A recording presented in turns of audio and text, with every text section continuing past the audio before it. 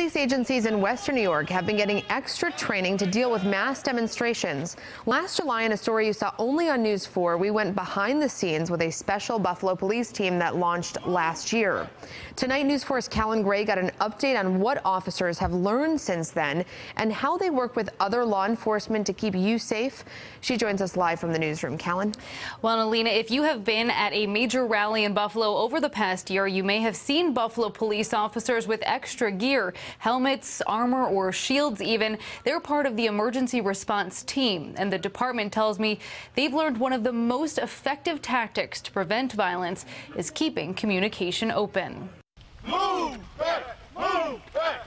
It's been more than a year since Buffalo Police launched its emergency response team to keep the peace at mass demonstrations. It's been going very well. Lieutenant Jeff Rinaldo says since the rally for President Trump last year, they've deployed several times, including at protests calling for Carl Palladino to step down from the school board and demonstrations over the officer-involved shooting this spring. What we found the value in the team is a couple things. Number one, it professionalizes and it puts everybody on the same page in terms of the training that's required for officers to work in that type of environment. About 75 Buffalo officers underwent FEMA Field Force Operations training in 2015 on how to hold a line and remove protesters without violating civil rights.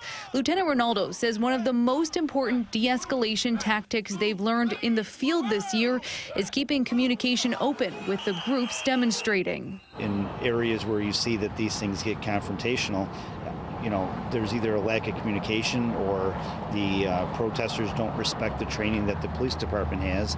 In the case of an event, New York State Police are also on standby.